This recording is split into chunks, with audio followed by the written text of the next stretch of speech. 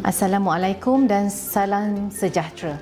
Saya Dr. Nurmahani binti Harun, pakar kanak-kanak di Hospital Pakar An-Nur, ingin berkongsi tips untuk permulaan kanak-kanak ke sekolah. Tips ini adalah bagus untuk kanak-kanak tersebut dan juga untuk ibu bapa. Okey, kita tahu ya, terdapat sebanyak 18 SOP yang telah dikeluarkan oleh kerajaan. Antara SOP tersebut ialah memastikan kanak-kanak tidak bergejala, memastikan kanak-kanak diambil suhu semasa memasuki kawasan sekolah, dan jaga jarak antara satu kanak-kanak dengan satu kanak-kanak yang lain, memastikan kanak-kanak memakai pelitup muka apabila berada dalam jarak yang dekat, memastikan kawasan-kawasan sekolah adalah bersih, dan juga jalan untuk masuk dan jalan untuk keluar adalah berlainan. Kita tahu kan anak-anak kita dah lama disimpan, bukanlah disimpan, maknanya dijaga di rumah. Dan selama berada di rumah tu, kuman-kuman yang berada di dalam kawasan rumah tu mungkin tidak berada di kawasan sekolah. Jadi apabila kita membenarkan anak kita ke sekolah, berlaku satu pendedahan yang baru. Ibu bapa kena sentiasa mengingatkan anak-anak kita supaya yang penting sekali ialah membasuh tangan, sama ada dengan guna hand sanitizer ataupun mengguna sabun.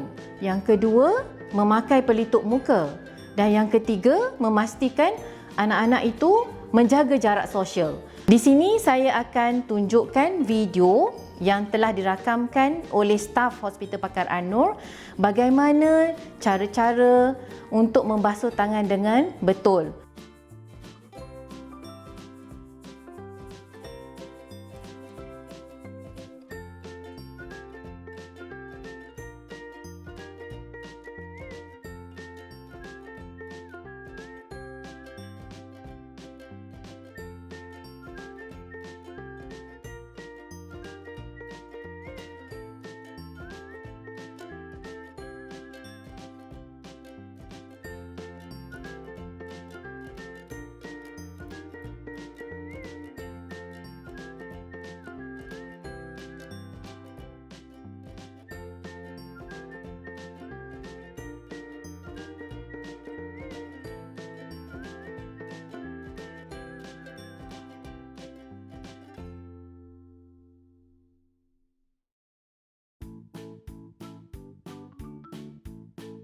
Selepas kita melihat video tadi, doktor akan bawa kepada persediaan yang lain ya, semasa kita memberi ataupun membekalkan anak-anak kita ke sekolah.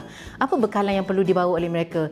Pastikan mereka membawa pelitup muka yang cukup ya, sebab kadang-kadang pelitup muka yang dipakai itu boleh rosak, okey, ataupun boleh terputus talinya. Dan pastikan pelitup muka yang baru itu diletakkan di dalam tempat yang bersih, sama ada di dalam plastik ataupun di dalam bekas ya, special bekas.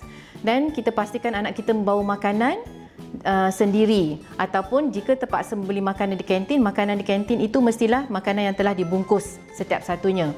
Dan anak-anak kita kena nasihatkan pada anak-anak kita supaya tidak berebut untuk mengambil makanan di kantin.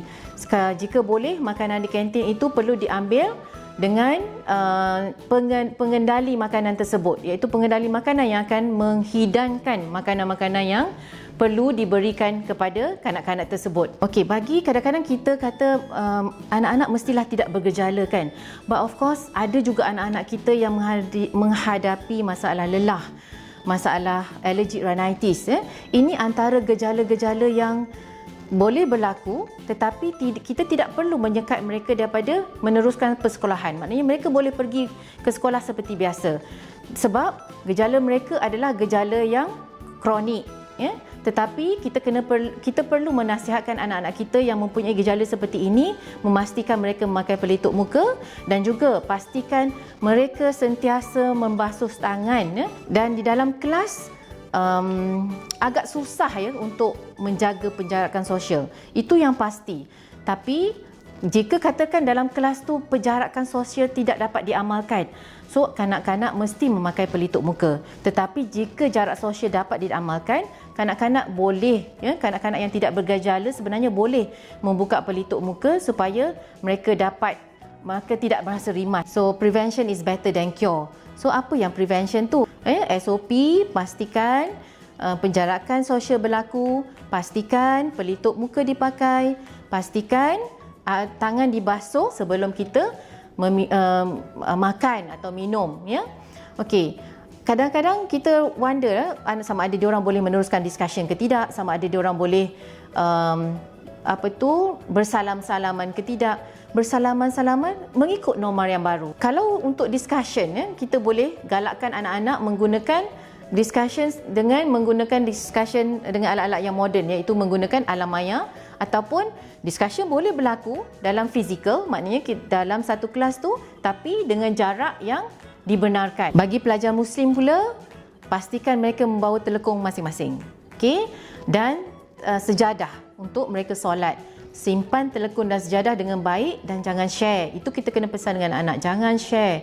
Dan bila anak kita balik ke rumah, pastikan baju ditukar setiap hari. Pesan pada anak-anak, jika mereka pergi ke bilik air ataupun pulang daripada bilik air, pastikan tangan dibasuh sentiasa.